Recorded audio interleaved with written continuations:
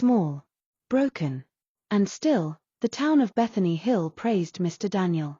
"He is raising those girls well," one church elder said. "Such discipline.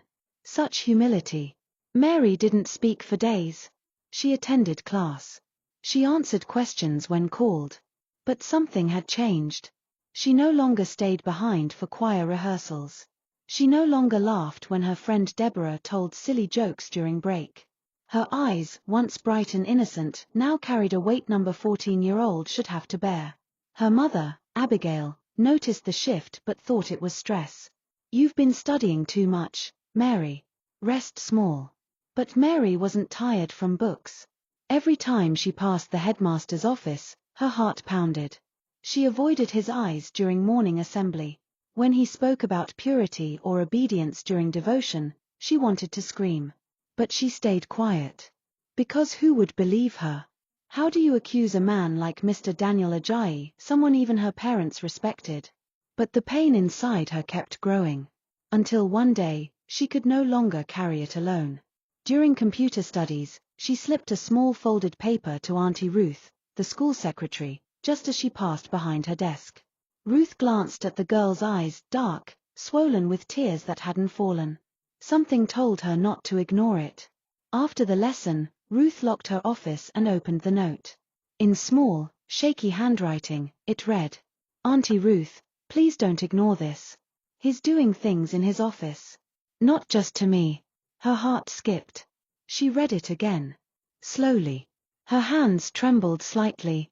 For a moment, Ruth sat frozen in her chair. Mr. Daniel was her boss. He had interviewed her himself when she joined Living Word Academy 8 years ago. He often quoted scriptures during staff meetings. He always said, "We must be guardians of these children." Could it all have been a lie? She folded the note, placed it gently in her drawer, and whispered to herself, "Lord, if this is what I think it is, help me do the right thing." That evening, Ruth went to the girls' dormitory. She told the matron she wanted to speak to Mary privately. In the small corner of the school garden, where no one could hear them, she held Mary's hand and said softly, "Tell me everything. From the beginning. Don't be afraid." Mary shook her head at first. But then she saw the gentleness in Auntie Ruth's eyes, a softness that reminded her of her mother, before the fear. So she spoke. Tears rolled down her cheeks. Her voice cracked. Ruth listened. Every word. Every pause. Every moment Mary couldn't say out loud but let out in silence. By the time Mary was done, Ruth's blouse was soaked with the girls' tears. After Mary's confession, Auntie Ruth couldn't sleep. She lay on her mattress in the small school quarters, staring at the ceiling fan spinning lazily. What she had heard wasn't just wrong. It was evil. And worse, it wasn't only about Mary. The next morning, Ruth arrived at school earlier than usual. She walked past the gates, past the chapel, straight to her office, her mind racing. She opened her drawer and read Mary's note again. Then she carefully tore a blank sheet of paper and began to write a list. Mary, Deborah, Esther, Grace. These were the girls she'd seen visiting Mr. Daniel's office over the past few weeks. She didn't know how many others. But she knew this: if what Mary said was true, then this was no longer a school matter. It was a crime. And if she took this to the wrong person, it would vanish before anything could be done.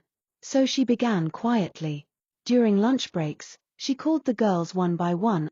Each time, she sat across from them, looked into their eyes, and asked gently, "Did Mr. Daniel ever make you uncomfortable?" At first, they shook their heads. Denied. Looked away. But Ruth was patient. She didn't rush them. She just made them feel safe. And slowly, the truth began to crack through the silence. Deborah, quiet and polite, started crying before she could even speak. Esther confessed in whispers. By the end of that week, Ruth had spoken to 6 girls. 6 different stories. One horrifying pattern. And one common fear. No one will believe me. Mr. Daniel had built a wall of respect around himself so strong, even his victims felt guilty. It made Ruth sick. She wanted to scream. But she kept calm. She needed proof. Not just stories. So, she made a plan. She gave each girl a small paper diary. She told them, write everything. The time. The date. What he said. Where he touched you. Don't leave anything out. And one night, when everyone was asleep, Ruth snuck into the ICT lab and used her office password to access the staff surveillance logs. Most of the cameras didn't work, faulty wires, dead batteries. But one, a hidden hallway cam, had a short clip from 3 weeks ago. It showed Mary entering the headmaster's office at 3:41 p.m. She didn't come out until 5:12 p.m. Ruth took a screenshot and saved it. It wasn't hard evidence, but it was something. The more she looked, the more she found. By Sunday, Ruth had a full envelope of notes, screenshots, and testimonies. The question wasn't if she should report it. The question was who could she trust? The headmaster was respected, loved, powerful. She was just the secretary. And if she made the wrong move, she might lose everything, her job, her home, even her safety. Monday morning. The sky was heavy with grey clouds, as if the heavens knew what was about to happen. Ruth didn't dress like usual. She wore her neatest blue blouse, combed her hair carefully, and slipped the envelope of evidence into her brown handbag. She didn't eat breakfast. Her stomach was tight with fear. She had prayed all night. Lord, I don't know what will happen today. But give me courage. Let the truth come out. At 7:45 a.m., she stepped into the school compound and walked straight to the staff room. She waited for Mr. Daniel to arrive, calm, smiling, holding his leather Bible and his usual flask of hot tea. He greeted everyone warmly. God bless you. Good morning. He walked into his office, humming softly. 10 minutes later, Ruth slipped out and walked to the admin block. She went straight to Mrs. Nwankwo, a strict, no-nonsense inspector from the state's Ministry of Education who had visited their school once during a sanitation check. She knew the woman didn't joke with school rules or children's safety. Madam, good morning, Ruth said as she stepped into her office. Mrs. Nwankwo looked up. Ah, Secretary Ruth. What brings you here so early? Ruth sat down, placed the envelope on her desk, and said slowly, Ma, I have something to report. Something serious. About Headmaster Daniel. The woman leaned forward, eyes narrowing. Ruth opened the envelope and started talking. One by one, she laid out the handwritten testimonies. She showed screenshots, diary entries, the hallway camera footage. Mrs. Nwankwo sat back, stunned. Are you sure about all this? I didn't want to believe it either, Ruth said. The woman picked up her phone. Within minutes, she had called a team of officials from the Ministry of Education and a child protection officer from the police. We're coming to the school today, she said. Keep this quiet. We don't want him to suspect anything. Ruth nodded. Her hands were shaking, but her heart was at peace. It had begun. By noon, 3 cars rolled into Living Word Academy. No sirens. No noise. Just quiet uniforms and serious faces. Mr. Daniel was called to the main office.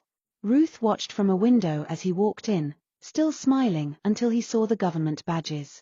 Within minutes, the school was tense. Teachers whispered. Students were confused.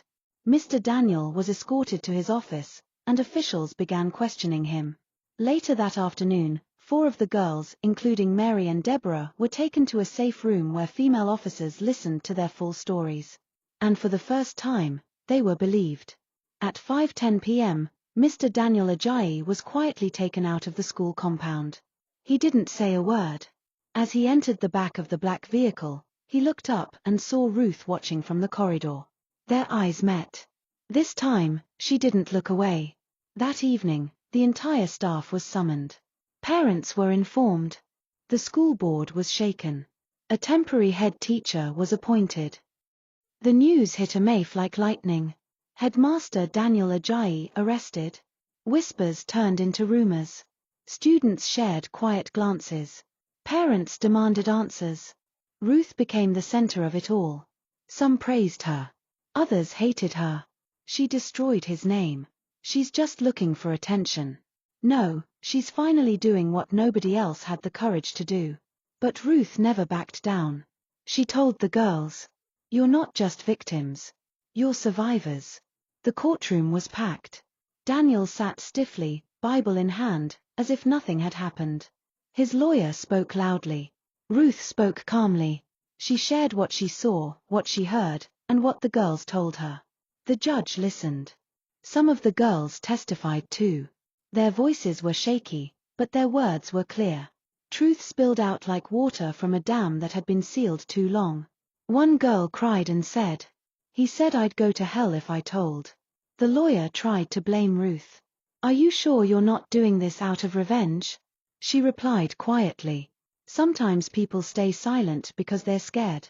But silence protects no one." By the final day of the trial, the judge read the verdict. Guilty.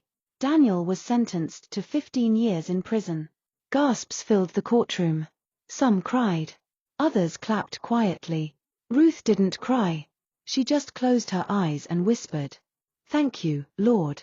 A few months later, Ruth was invited to join a state task force on school safety. She didn't want fame. She just wanted peace. And the girls? They walked taller. They laughed more. They knew someone had fought for them, and won. Because of one voice that refused to stay quiet. Because of one woman who said, "Enough."